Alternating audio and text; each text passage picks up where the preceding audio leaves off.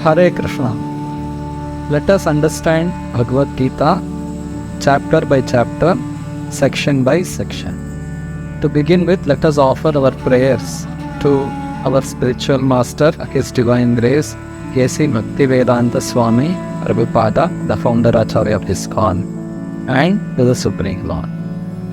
Namo Om Vishnu Padaya Krishna Presthaya Bhutale Srimate Bhakti Vedanta Swami Nitinamine Namaste Saraswate Deve Gauravani Pracharine Nirvishesha Shunyavadi Paschatya Deshatarine Jai Shri Krishna Chaitanya Prabhu Nityananda Shri Advaita Gadadhara Shri Vasadi Gaura Bhakta Vrindam Tapta Kanchana Gaurangi Radhe Vrindavaneshwari Shabhanusute Devi Pranamami Hari Priye He Krishna Karuna Sindho Dina Bandho Jagatpate Gopesha Gopika Kanta Radha Kanta Namostute Hare Krishna Krishna Krishna Hare Hare Hare Rama Rama Rama Hare Hare Om Namo Bhagavate Vasudevaya Om Namo Bhagavate Vasudevaya Om Namo Bhagavate Vasudevaya. Today we will be understanding section 4 of chapter 4 of Bhagavad Gita. This section is from shloka number 24 to shloka number 33. This section is entitled Different Types of Sacrifices Approved by the Vedas. So let us understand this section. So in the previous section, Lord Krishna had described what is action, what is inaction, and what is forbidden action, karma, akarma, and vikarma. And he had described the symptoms of a person who is in true knowledge of action. So in this section, let us understand Krishna describes various types of sacrifices. These are all different types of actions performed by human beings who are entangled in different types of conditioning. And to get out of this material conditioning, Vedic scriptures recommend different types of sacrifices. According to one's own conditioning, one has to perform these sacrifices to gradually elevate spiritually and become liberated. So let us understand all these details in this section. So Krishna says, Brahmarpanam Brahmahavir Brahmagno Brahmana Hutam Brahmaivatena Gantavyam Brahma Karma Samadhina. A person who is fully absorbed in Krishna consciousness is sure to attain the spiritual kingdom because of his full contribution to spiritual activities, in which the consummation is absolute and that which is offered is of the same spiritual nature. So in this material world, we are all conditioned in this material bodies, and in order to get out of this conditioning, one has to perform sacrifice. Sacrifice means activities that please the Supreme Lord Vishnu. Everything actually is coming from the Supreme Lord Vishnu or Krishna, and the Lord's bodily race is called Brahma Jyoti, that is also spiritual, and everything is resting in that Brahma Jyoti.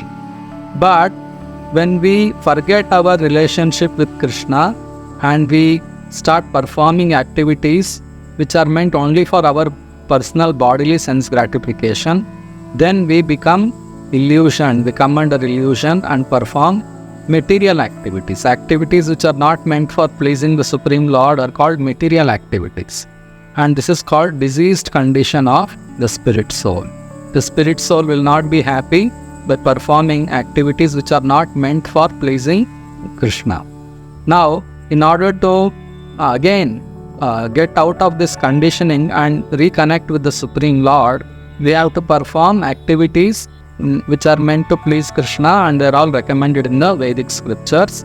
Just like a patient who has become diseased by eating some milk product, he can be cured by one more milk product which is called curds, and in that way he can become healthy again. So in the same way, material activities which are meant for sense gratification can be converted into activities meant for pleasing the Supreme Lord Krishna. So in that way, we don't have to stop any activity, we just have to convert, we just have to do those activities for pleasing the Supreme Lord.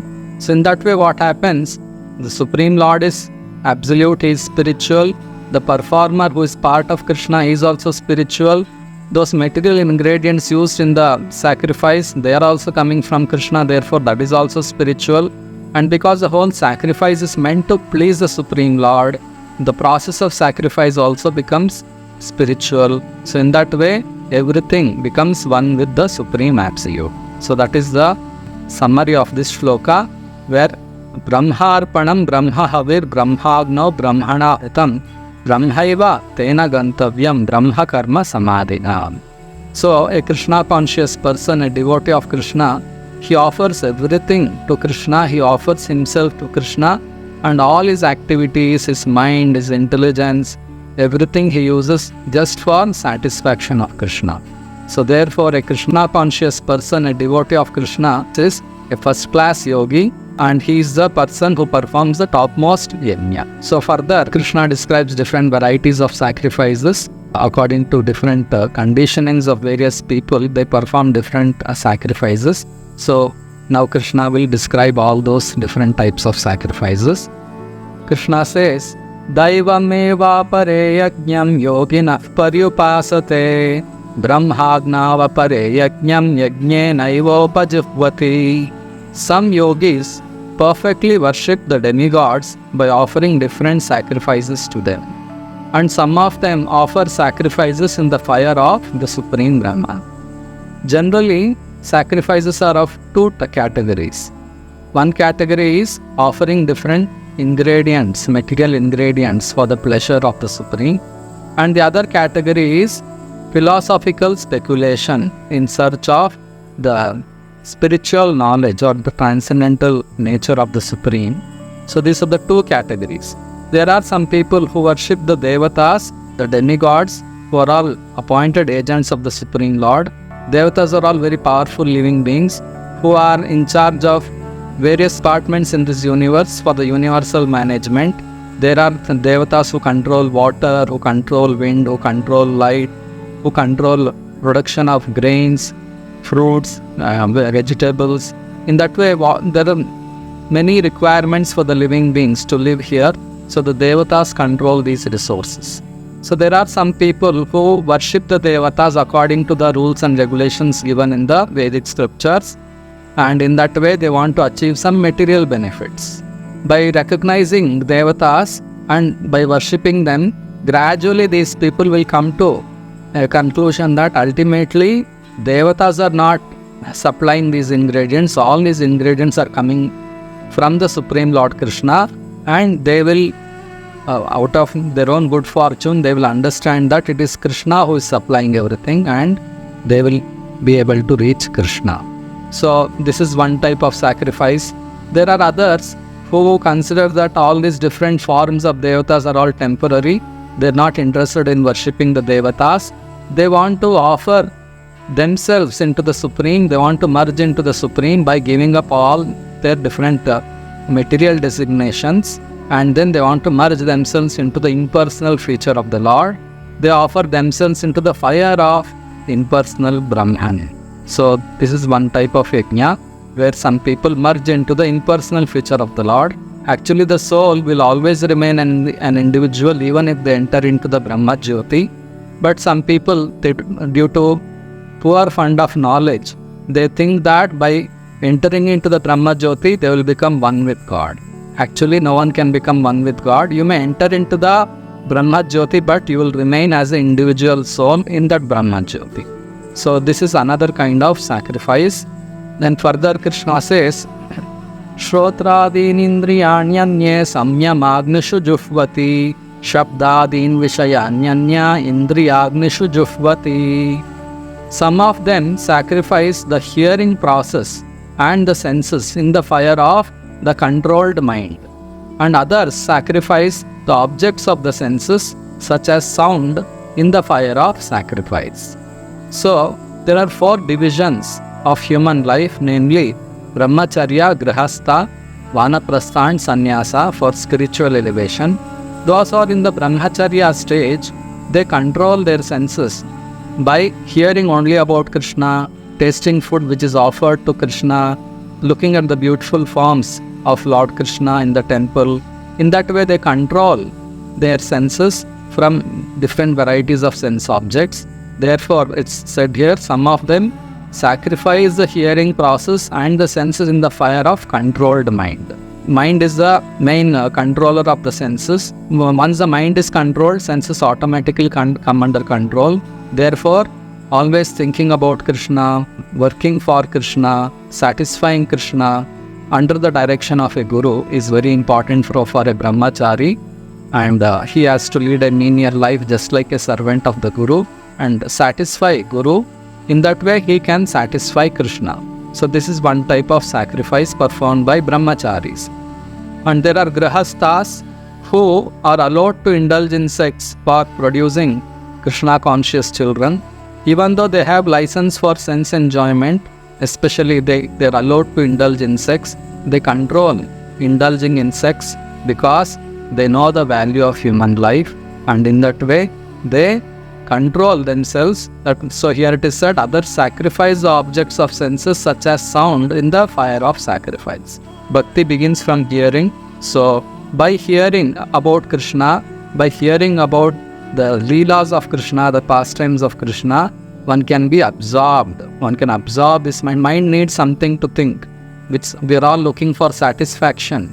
And satisfaction of the mind can be achieved by hearing the topics of Krishna like the Ramayana, Mahabharata, Srimad Bhagavatam, by hearing various pastimes of Krishna, how pure devotees serve Krishna, mind becomes completely satisfied and there will be no disturbance from the senses. So further Krishna says, Sarvani indriya karmani prana karmani chapare atma samyama yogagnau juhvati jnana deepite. Those who are interested in self-realization in terms of mind and sense control offer the functions of all the senses as well as the vital force, breath, as oblations into the fire of the controlled mind. So in the purport, Srila Prabhupada explains this particular shloka. Srila Prabhupada says, the yoga system conceived by Patanjali is referred to hearing.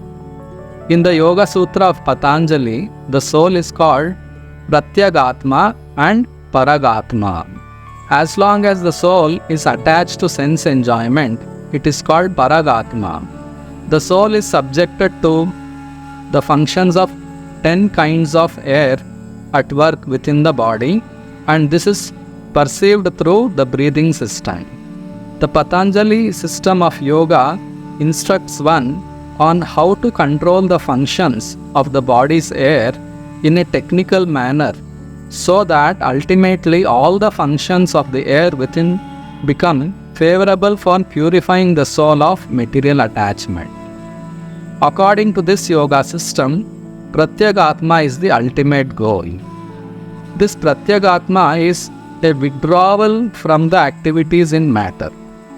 The senses interact with the sense objects like the ear for hearing, eyes for seeing, nose for smelling, tongue for tasting, hand for touching, and all of them are thus engaged in activities outside the self.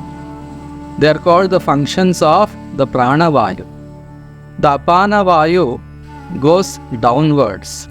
Dhyana vayu acts to shrink and expand. Samana vayu adjusts equilibrium. Udana vayu goes upwards. And when one is enlightened, one engages all these in searching for self-realization.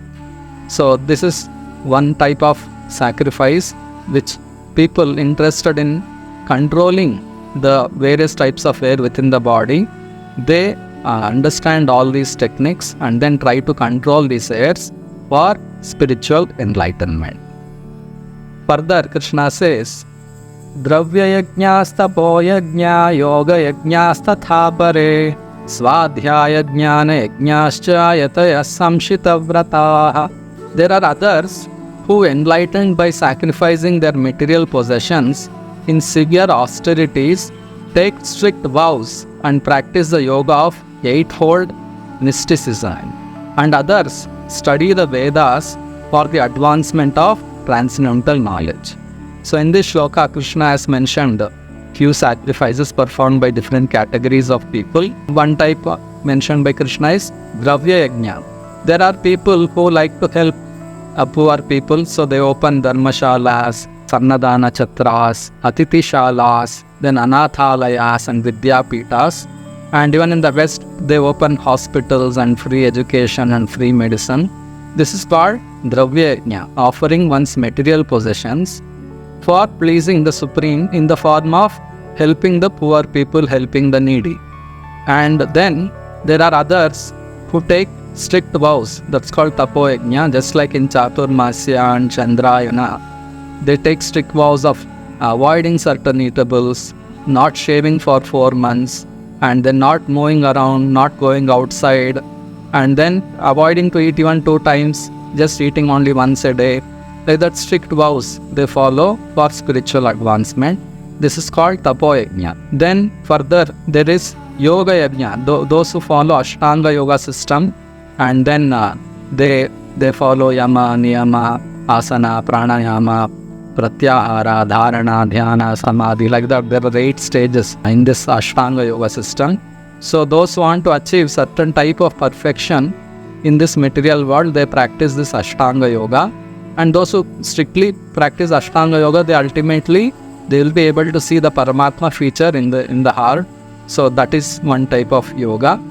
And further there are others who perform Swadhyaya Yajna. Swadhyaya Yajna means studying Vedic scriptures to understand the nature of the Supreme, to understand the nature of the self, and trying to realize one's connection with the Supreme. So that is called Swadhyaya Yajna. So these are the different types of yajnas performed by different categories of people. Further Krishna says, Apane jahvati pranam prane panam tatha pare pranapanagati ruddha pranayama parayana apare niyatahara pranan praneshu jahvati. And there are even others who are inclined to the process of breath restraint to remain in trance, and they practice stopping the movement of the outgoing breath into the incoming and incoming breath into the outgoing, and thus at last remain in trance, stopping all breathing. Some of them, curtailing the eating process, offer the outgoing breath into itself as a sacrifice. So here in the purport, Srila Prabhupada has explained, this system of yoga for controlling the breathing process is called pranayama, and in the beginning it is practiced in the Hatha Yoga system through different sitting postures. All of these processes are recommended for controlling the senses and for advancement in spiritual realization. This practice involves controlling the air within the body to enable simultaneous passage in opposite directions. The apana air goes downward and the prana air goes up. The pranayama yogi practices breathing the opposite way until the currents are neutralized into puraka equilibrium. Similarly, when the exhaled breathing is offered to inhaled breathing, it is called rechaka. When both air currents are completely stopped, it is called kumbhaka yoga. By practice of kumbhaka yoga, the yogis increase the duration of life by many years. A Krishna conscious person, however, being always situated in the transcendental loving service of the Lord, automatically becomes the controller of the senses. His senses, being always engaged in the service of Krishna, have no chance of becoming otherwise engaged. So at the end of life, he is naturally transferred to the transcendental plane of Lord Krishna. Consequently, he makes no attempt to increase his longevity. He is at once raised to the platform of liberation. A Krishna conscious person begins from the transcendental stage and is constantly in that consciousness. Therefore, there is no falling down, and ultimately he enters into the abode of the Lord without delay. The practice of reduced eating is automatically done when one eats only Krishna Prasadam, or food which is offered to the Lord. Reducing the eating process is very helpful in the matter of sense control. And without sense control, there is no possibility of getting out of material entanglement. So these are the two types of sacrifices mentioned here. One is about controlling the breathing process and situating oneself in trance, and then how reducing eating and helps in controlling the senses is mentioned here. And a devotee eats only Krishna Prasadam. A devotee is called Mita Bhak, means he is very little. He controls his eating and he does not eat anything which is not offered to Krishna. So in that way he is always controlled in his senses. So further Krishna says, Sarve piyete yajna vido yajna kshapita kalmasha yajna shiftamrita bhajo yanti brahma sanatanam. All these performers who know the meaning of sacrifice become cleansed of sinful reaction, and having tasted the nectar of the remnants of such sacrifice, they go to the supreme eternal atmosphere. So here Krishna is concluding that by performing all these varieties of sacrifices, those performers, the yogis, they become cleansed of all sinful reactions, and then they enter into the eternal supreme atmosphere. Further Krishna says, Nayam lokosya yajnasya kutornya kuru sattamam. O best of the Kuru dynasty, without sacrifice one can never live happily on this planet or in this life. What then of the next? Actually, by following the Vedic instructions, one can live happily in this world and elevate spiritually and get liberated from this material entanglement. So therefore, performing sacrifice is very, very important for our own happiness. Further Krishna says, Yevam bahuvidha yajna vitata brahmano mukhe karma jan vidbhitan sarvan evam jnatva vinokshase. All these different types of sacrifice are approved by the Vedas, and all of them are born of different types of work. Knowing them as such, you will become liberated. So different types of sacrifice, as discussed above, are mentioned in the Vedas to suit different types of workers. Because men are so deeply absorbed in the bodily concept, these sacrifices are so arranged that one can work either with the body, the mind, or the intelligence. But all of them are recommended for ultimately bringing about liberation from the body. This is confirmed by the Lord herewith from His own mouth. So therefore all these different types of sacrifices actually are meant for liberating oneself. One may be entangled in bodily concept, one may be deeply absorbed in mental concept, one may be philosophically searching. So in that way, human beings of different nature are entangled in different ways. So Vedic scriptures recommend different sacrifices which are suitable for liberating people from different entanglements. So Krishna himself is telling that these are all the approved methods of spiritual elevating and liberating oneself from material entanglement. Then Krishna says, Shreyan dravyamaya dejna jnana yajna parantapan sarvam karma khilan partha jnane parisamapyate. O chastiser of the enemy, the sacrifice of knowledge is greater than the sacrifice of material possessions. O son of Pritha, after all, the sacrifice of work culminates in transcendental knowledge. So there are so many sacrifices which are mentioned as we heard just now. So all these sacrifices, if it doesn't enable him to understand who is Lord, who am I, what is my connection with the Supreme Lord, what am I meant for, why did God create me, what is the purpose of living, if he doesn't understand all these things, which is, in other words, it's called transcendental knowledge, they will all remain in material plane. It will not really give any satisfaction to those performers. So therefore Krishna says that, O chastiser of the enemy, the sacrifice of knowledge is greater than the sacrifice of material possessions. Shreyan dravyamaya dejna jnana yajna parantapa. Sarvam karma akhilam partha jnane parisamapyate. So whatever work we may do, we may be very hard working, one may be doing his duties very honestly, but ultimately, if you do not know that I am part of Krishna, Krishna is supreme, my duty is to please Krishna, unless one comes to this transcendental knowledge, all the so-called hard work will all remain on material platform. After death, he will again take birth in this material world and his suffering will continue. Therefore, however honest or sincere one may be in his own work, or however very strictly one may follow the rules and regulations of various sacrifices, ultimately one has to reach to this transcendental knowledge to know who is God, who am I, what is my relationship with the Supreme, what are my real activities. All these things have to be known. If one reaches to this position by the grace of Guru and Krishna, then he is actually successful. Otherwise, one will remain in this material entanglement.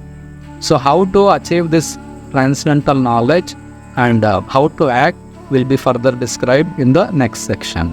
Hare Krishna.